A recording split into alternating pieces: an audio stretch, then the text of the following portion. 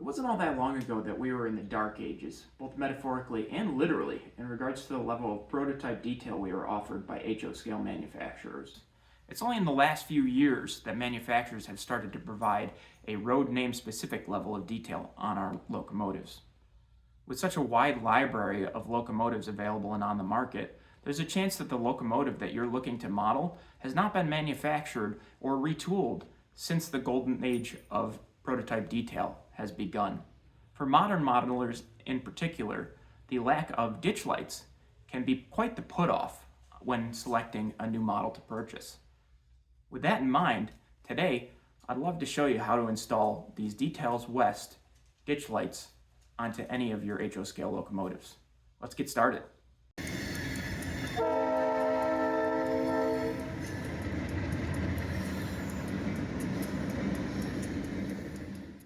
Alright, so let's talk a little bit about what you're going to want in order to complete this project. Now, I have in front of me here, first and foremost, an Atlas C424. This is in a Livonia, Avon, and Lakeville scheme, and I'm working on it for a friend today, and we'll be installing not just the ditch lights, but also installing ESU loc sound. And that's kind of where our conversation should begin, is what you plan to do with the locomotive itself. Some of the locomotives you could be working on are already DCC equipped, and those can provide a few more challenges that unfortunately we're probably not going to be able to get into in this video. But if you're doing a fresh decoder install as well, the process becomes a little bit more straightforward when you're adding additional lighting accessories, because each of these decoders has separate soldering pads for each of those lighting accessories and is ready for them to be installed and ready to go. If you're installing into a board style decoder that's already in a locomotive, Athearn does have usually accessory pads ready to be soldered to. You'll just have to consult your locomotive manual. Older Atlas stuff, if it's got an 8-pin decoder or a 21-pin decoder, you do need to be a little bit more creative than if you're going with a fresh board install. So that's unfortunately something we're not going to get into today, but it can be done. You'll just have to consult somebody who has done it before in order to understand the process better. But other than the locomotive itself, we've got everything else that we need here on the table as well. First and foremost, we have our 0402 SMD LEDs. And these are a very, very small LED. I'll get them out of the box just to show you a few things here. Now, these ones did come pre-wired with a resistor in line. For this application, I actually don't even need these resistors, so I'll be cutting them off. But if you're installing onto a Tsunami 2 sound decoder, there is a chance that you may need these still. I can't remember if on Tsunami decoders they've gotten rid of the necessity of having a resistor, but on older run Tsunami 2 boards, you did need resistors for each of the LEDs.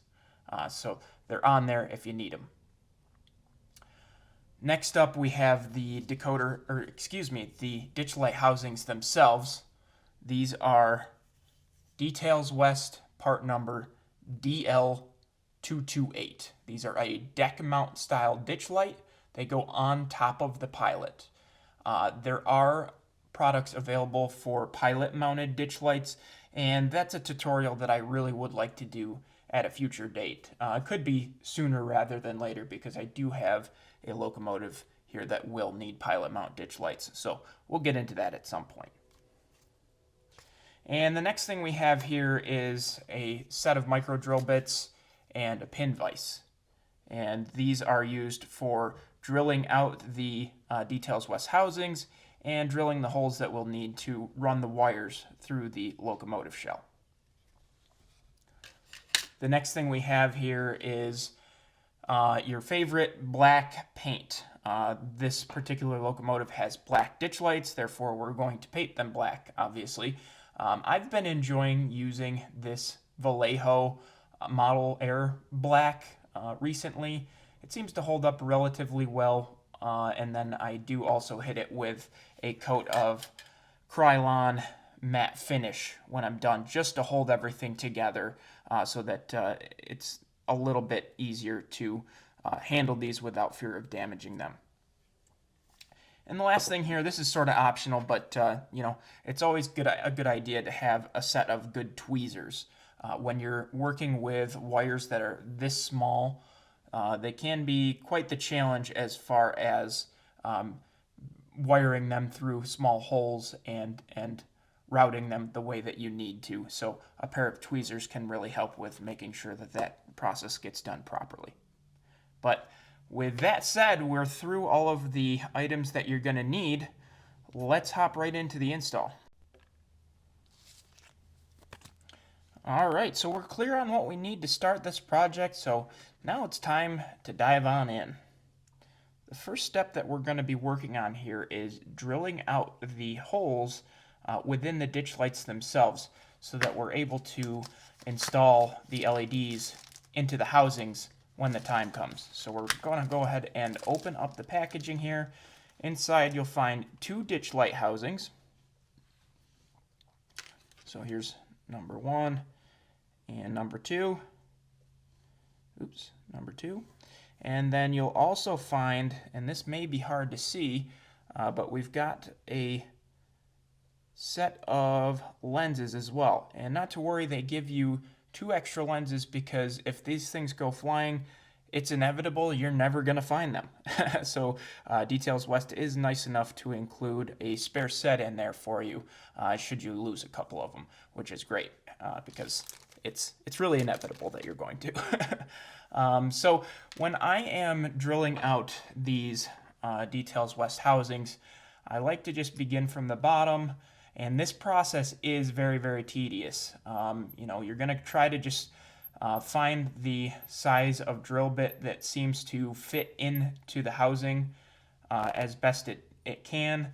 The one I'm using here, I believe, is a number 61 out of this micro drill bit set, in case you're wondering. So you're going to start from the bottom. Eventually, you're going to get to a point where you'll be very deep into the housing. And one thing that can help to make sure that the routing for the LED is as easy as it can be when you get to that step is to then flip around and then drill just a little bit from the top of the housing, but at an angle where it's going to meet up with the hole that you've been drilling. And maybe I'll show you at this angle. Yes. But yeah, when you're drilling at this angle, it'll meet up with the hole that you've been drilling so that when we come in with the LED from the front here, it's going to encourage those wires to kind of just slide right smoothly through the channel rather than just hitting the back of the housing and not wanting to run through smoothly. So we'll get started on this part of the job, and I'll circle back to you once we've got this complete. Because like I said, it is going to take quite a while in order to complete it. All right, so we've got the housings now all drilled out. That did take quite a while.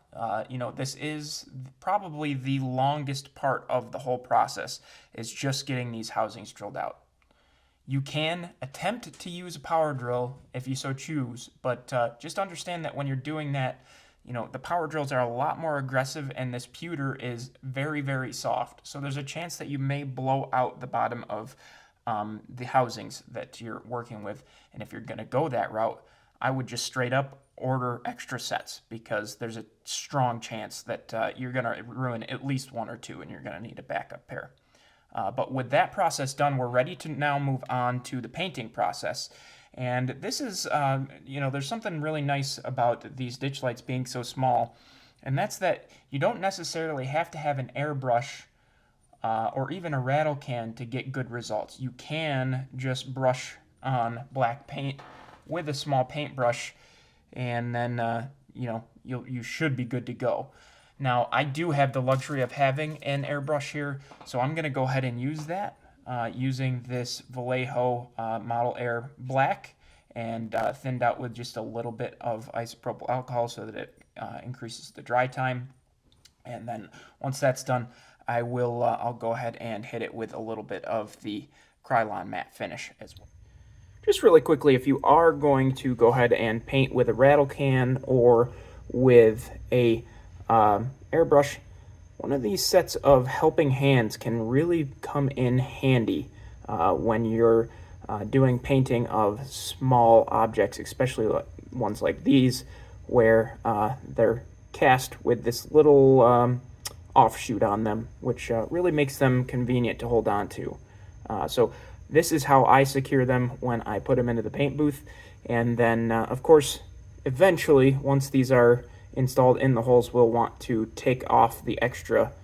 I don't know if this is technically flashing or if it's intentionally on there, but we will remove it once they're installed or right before we install them. And then there will just be a little bit of touch-up to do with the brush. But overall, I think it's worth having them still on the stanchion in order to paint.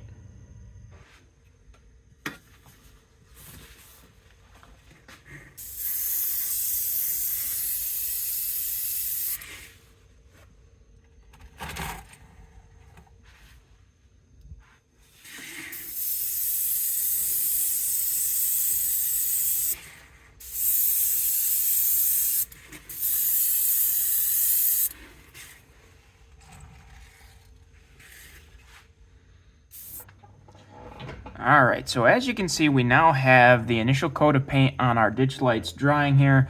I'm going to leave these to sit overnight just to make sure that they properly cure and have enough time to be completely dry before I hit them with the matte clear coat. That's just to ensure that once I do hit them with the clear coat, there's not going to be any crazing going on with the paint, which is kind of like when they get a little bit wrinkly because the paint underneath the clear coat has not had enough time to properly dry. So obviously we want to avoid that if we can. So I'm going to slide those out of the way, and now we're going to get to work on something that's a little bit unique, I think, to the way that I do my ditch light installs. And before I do have to apologize. There's two things that I had missing from my initial setup here that we are going to need for this video that I didn't mention. The first of which is the super glue of your choice. I prefer this Loctite super glue gel control. And then you'll also just need an X-Acto knife as well. Nothing too fancy here, just plain Jane X-Acto that's been through the ringer with me, all covered in paint. But those are the two additional things that we're going to need. So we're going to go ahead and pull a pair of LEDs out of the packaging here. And it's at this point, honestly, I can just go ahead and cut off the resistors here since I won't be needing them. So I'm going to just go ahead and snip these two right on the end. And then I'll take these two LEDs to do my work with. All right, so I've got my two LEDs now. I've got my lenses here as well. And one thing you'll want to learn about these lenses before we go much further is that they do actually have one rounded side and one flat side. Now it's going to be the flat side that's going to go towards the inside of our ditch light housing when we get that far. But it's important to know that now so that we know what to do with our LEDs. But first and foremost, we need to get them off of the sprue that we have them attached to. Now you'll remember earlier I had mentioned that these things do like to go flying when you're removing them off the sprue. So I do have a little bit of a trick that you can try, but just fair warning, you do need to be careful with this because it does involve getting your other hand very close to the hand that is going to be holding the X-Acto. So just be careful with this. Don't nick yourself like I've accidentally done in the past and need 8 stitches. Learn from my mistakes. Okay, so what I'm going to do is I'm going to take the X-Acto, and hopefully, I think you guys should be able to see this here. I'm going to get it lined up where it needs to be, and then I'm going to take my index finger, and over the top of the X-Acto, I'm going to feel around for the lens that I'm cutting off here, and just put a little bit of pressure on it with my index finger while I'm cutting. And what that's done is made sure that instead of going flying, the lens has stayed stuck to my finger throughout the whole process. Now, we have a lens now removed from the sprues, and it might be a little bit difficult to see, but there's still a little bit of flashing left on the side of the lens here. So I'm going to just go ahead and do something similar to what I just did. Again, exercising an abundance of caution, and I'm going to remove the extra flashing off of the end just by holding the lens still with my one finger and taking the X-Acto and cutting off the extra flashing. Now this part of the process does not need to be perfect. It just needs to be to a point where that's going to sit down within the housing itself, the ditch light housing itself, without too much of an issue. Now, I've got the flashing taken off. I'm going to flip this lens over so that I have the flat side facing up. I want the flat side facing up. And now I'm going to take just a little bit of my super glue.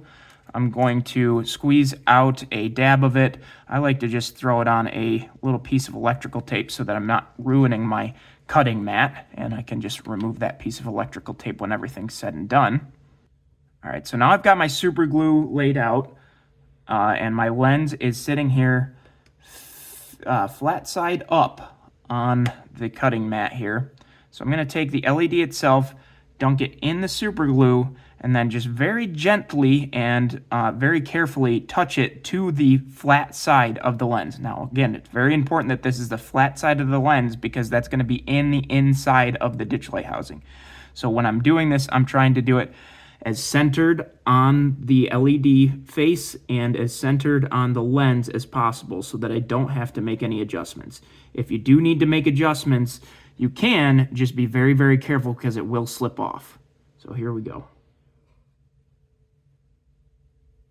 Okay, now if you've made good contact, it should just pop up there with the LED. The lens should pop up with the LED, and I'm going to carefully just set this off to the side and not touch it for at least a couple of hours. I want that super glue to be perfectly dry and that LED to be perfectly secured to that lens before I touch it again.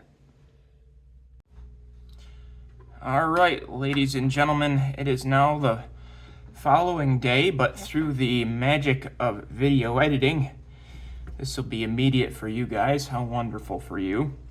We got a lot done last night, not just on the ditch light build, but I had a live stream on the channel that you can go catch when you're done with this, installing the decoder into the locomotive itself. So we've now got that all set and ready to rock, and once we get that far, we'll be ready to wire in the ditch lights right into the decoder, again, once we're ready to go on that. So set that back off to the side, and we'll get back rolling with our ditch light project here. Now, here's just a little bit of a tip that I want to make sure that I give for doing these ditch light installs. When you paint these first, you're inevitably going to end up with paint within the interior of the ditch light housings. And when you've got black paint on the interior of the ditch light housings, that's going to end up giving any sort of warm white LED a blue hue when it's being lit. So in order to avoid that happening, what I want to do is go in with that same drill bit that we used earlier and an X-Acto knife and kind of just scrape off the black paint from the inside of these housings. The other option that you have here is also using a metallic silver paint on the inside of the housings. That's just a little bit messier and adds a little bit more time, so I do prefer to clean the inside of the housings rather than painting them whenever I have the chance. So we're gonna get that process taken care of here. First things first, I always just take the X-Acto, clean off as much as I can on the inside right here. All right, so we've got our housings completely cleaned out now, and now it's time for the fun part of the exercise here. It's time to actually get the LEDs into their housings. So, literally, the first thing I'm going to do is start to thread both the positive and negative leads through each of these ditch light housings. And that's going to take a minute here, but I'll just show you, this is why when we drilled the holes, we drilled them at an angle, so to make this part of the process easier. Now, with that said, we'll see if it's really going to make it easy enough that I can do this in one cut, or if I'm going to want to kind of cut the video here and just pop back once they're all threaded in.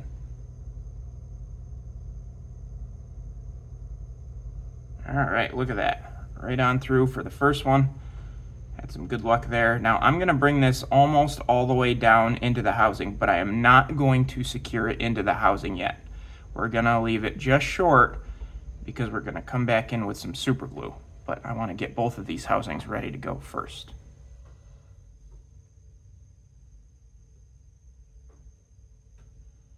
All right, yeah, and that one went really smoothly, straight through, first try.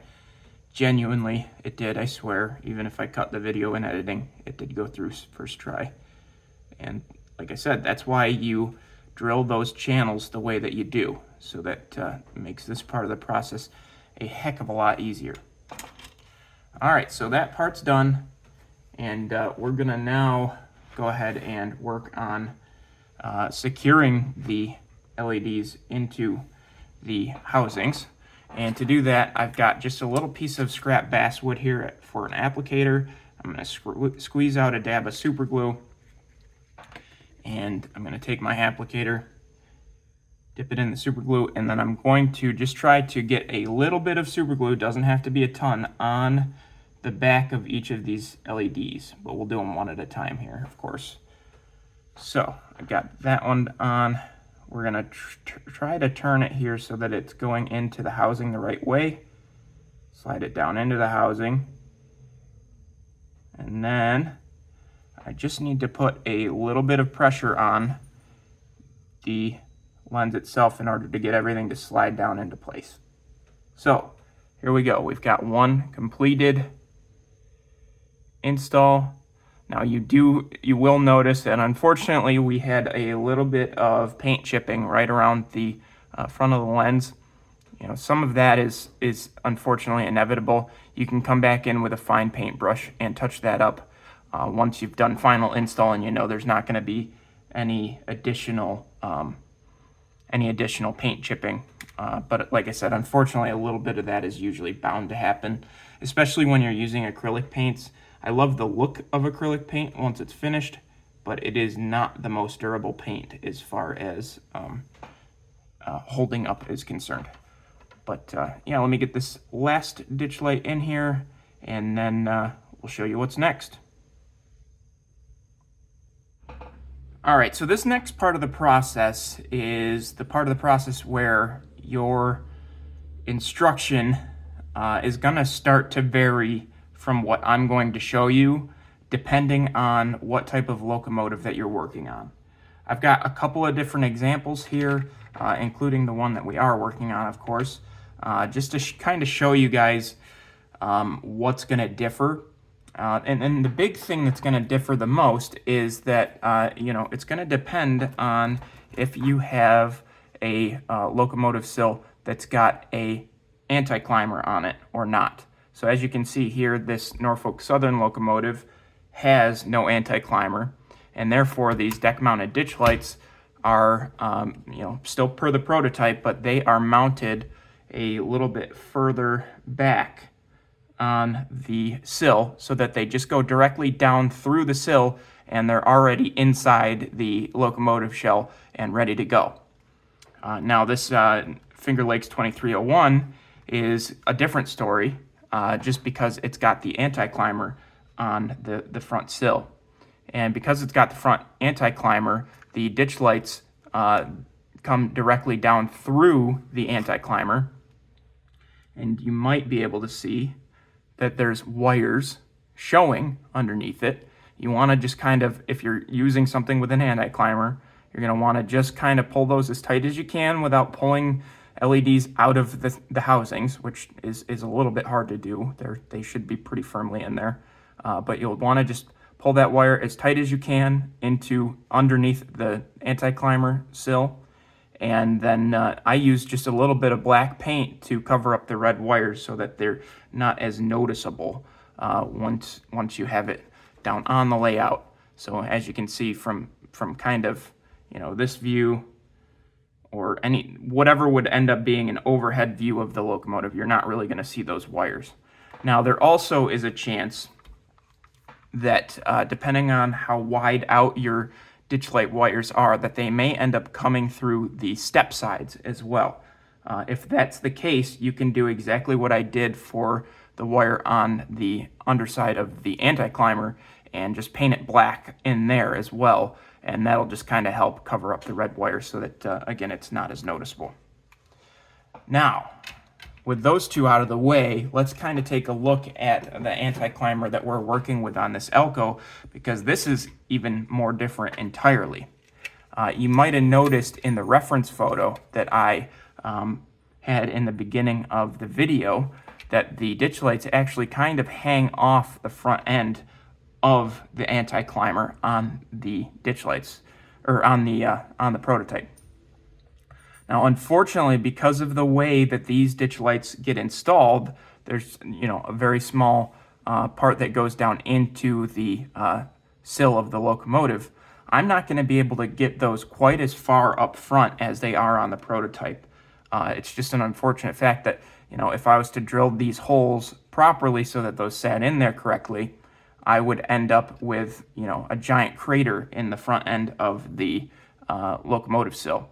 So what we're going to try to do in this case is start with a pilot hole, and we're going to drill our pilot hole in at an angle. So we're going to drill in at an angle like this so that we can get the wires through. And then once we've got that hole in at an angle, I'm going to come back with a drill bit large enough so that the bottom part of the ditch light will fit within that hole, and I'm going to drill straight down, but I'm not going to drill straight down all the way through. I'm just going to drill down with enough space to get that bottom part of the ditch light in there and secured. All right, so as you might be able to see here, I've now got the conductor side initial pilot hole drilled in, and I'm just going to kind of try as best I can to show you exactly what I mean about drilling in the engineer side here at an angle.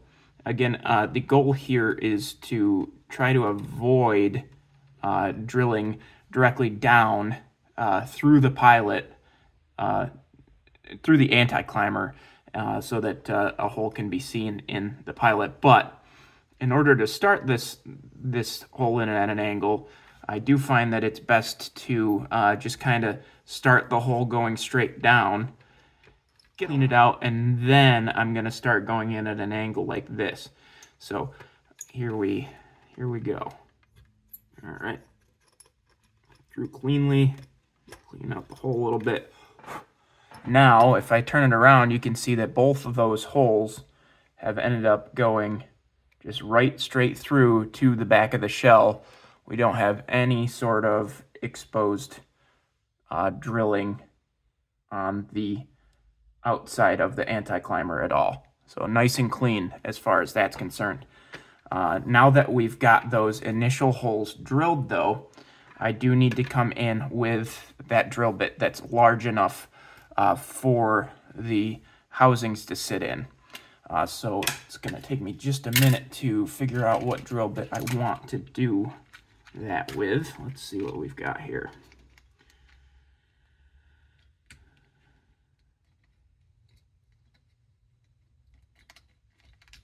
I think this is the one I want.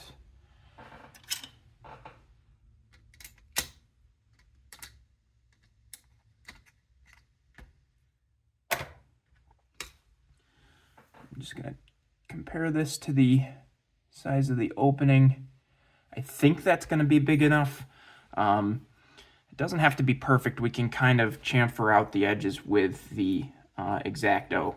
So if you need to, you can, if you just have this set of micro drill bits, you can just take your largest one, and then once you've got it all drilled out, come in with an X-Acto to kind of finish out making sure that the hole is the right size. So again, now that I have the drill bit that's going to be the same size as the ditch lights themselves, I'm going to drill straight down into this. I'm not going to go all the way through the sill of the locomotive. I am just simply trying to make a hole deep enough so that the ditch light can fit in the hole, and we can still run the wires down through the angled hole that we've already got drilled in here.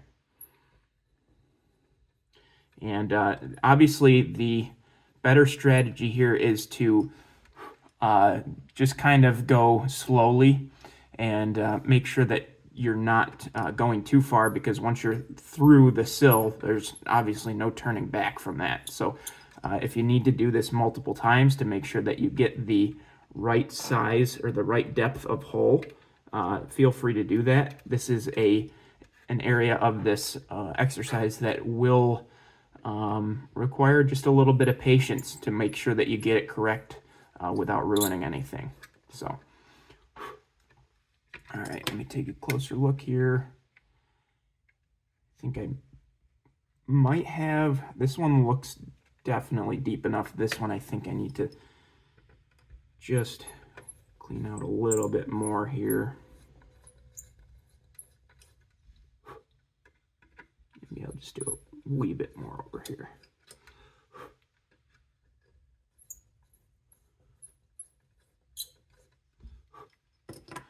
All right. Okay, so those should be good. Now we're just going to try to test fit in the ditch lights here.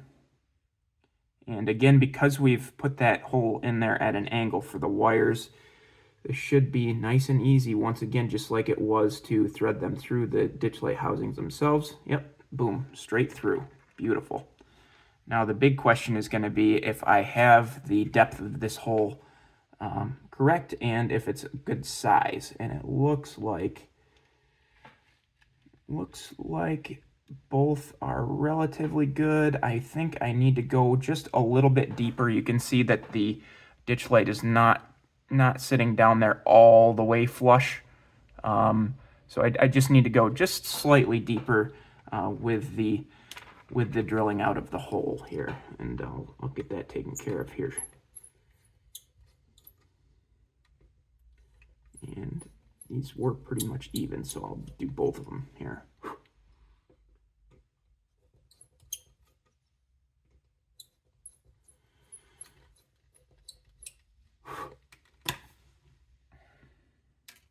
All right, we're gonna test fit one more time here. Slide the wires down in. 1, 2, nice and easy. And then just pull them through.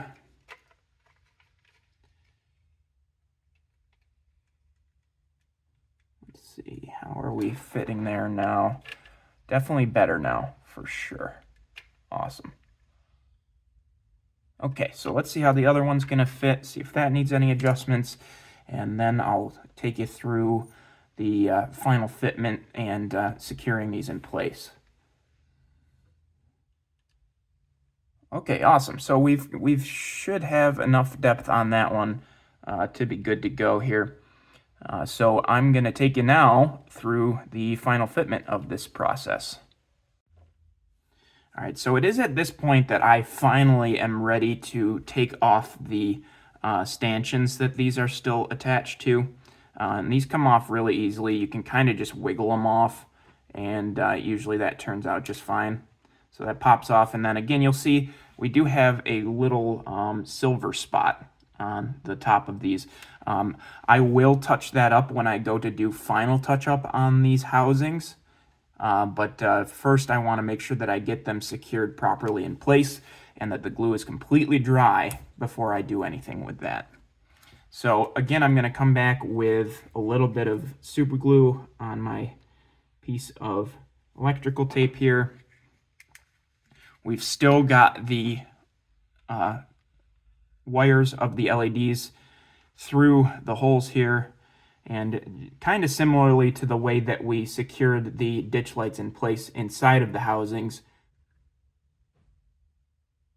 Again, just a little teeny tiny dab of super glue on the bottom of the housings, and that'll be enough to secure it in place. Sliding it on in, and pumping it down in. Now we need to just make sure as well that we're making sure that these are straight front to back. You can kind of see, might do it this way just so I can make sure you guys are seeing it.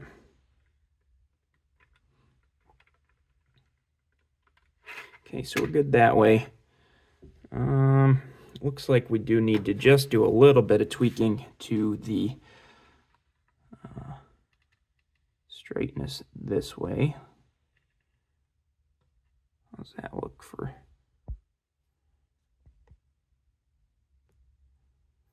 I think that looks pretty good for that one and that one. Okay, cool.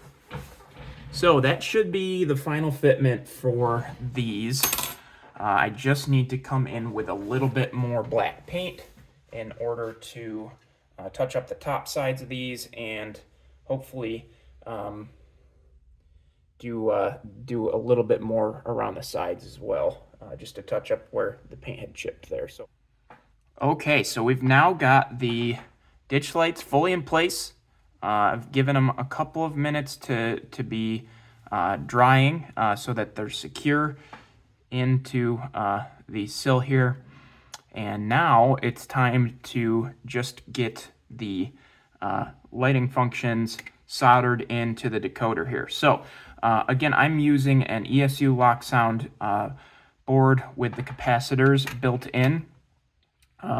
Each of your, if you use an ESU decoder, it will come with a manual that will show you the soldering points that you need to use.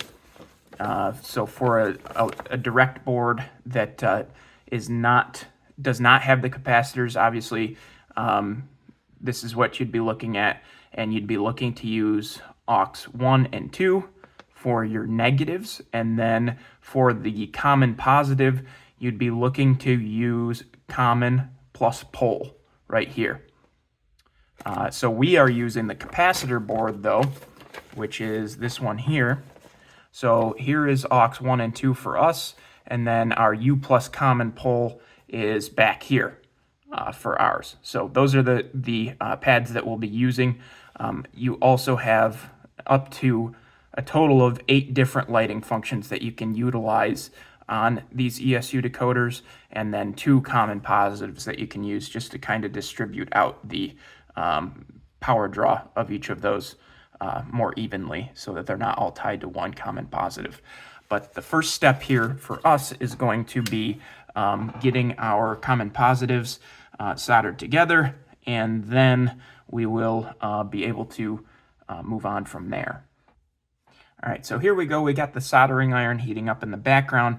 I'm going to move in here with my helping hands just to kind of help with this process, just because the wires here are going to be a little bit finicky to work with.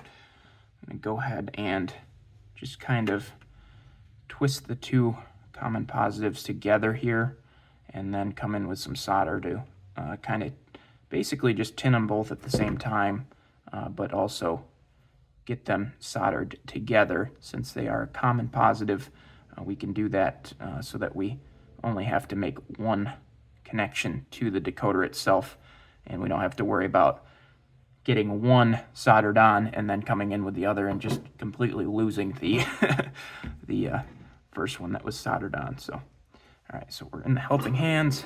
Grab the soldering iron here.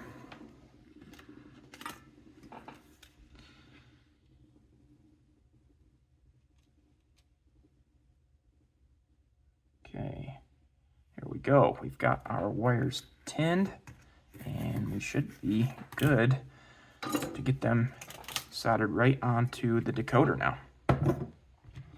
Okay, so again, we are using the common positive down here for our red wires.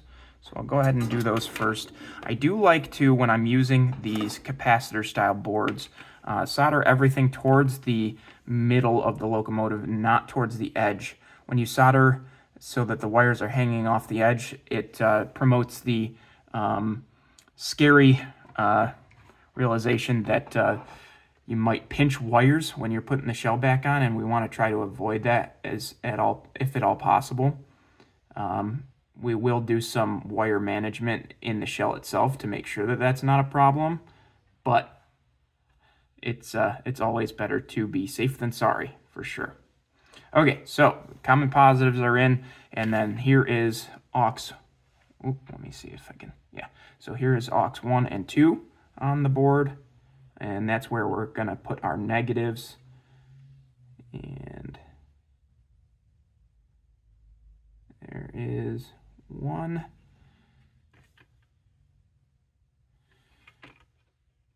And 2. Cool. All right, so with those now installed, we're good to shut off the soldering iron, and we're now ready to do a quick test to see if the LEDs are working properly. So let's check that out.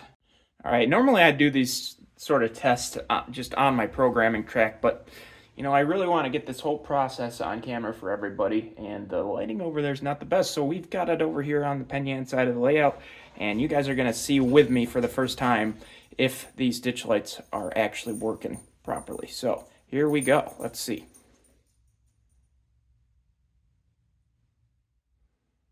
All right, look at that. They're both working. Totally had it first try, I swear. Now, but in all seriousness, though, these LEDs can be, you know, just a little bit on the finicky side. They are very, very thin wires, and when you're doing things like ripping the resistors off of them because you accidentally ordered them with resistors instead of just the regular ones, you know, there's a chance that you're going to, you know, make a clean break on one of those wires, and that seemed to be what happened in this case. I went ahead and pulled it back off the layout, did a little bit of troubleshooting. It felt like there was a little bit of a break close to where I soldered the positive for that engineer side ditch light in. So I pulled it apart, cut out the broken part, and retinned the wire, stuck it on, and everything's working now. You know, this is something that you may run into when you're doing this sort of project, that sort of issue. So just don't always assume that the LED is completely blown. There's troubleshooting that you can do in order to ensure that if it's an LED or if it's you know, an issue with wiring, you can take those resistors like the ones that this one came with, solder it back onto the common positive, and actually literally stick the positive and the negative to track power. And as long as you've got the resistor on there, the LED will illuminate based on just track power, and you're not going to blow it or anything because it's got that resistor on there. And that's a really easy way to know for sure whether or not an LED is blown. LEDs do take a lot to blow. The only way that they will normally blow is if you've got something wired wrong and they're getting excessive power or anything along those lines. But there we have it. The LEDs are in, and you'll see this project again here shortly, but I've got a little bit more work to do to get it buttoned up. So I'll get that taken care of here now.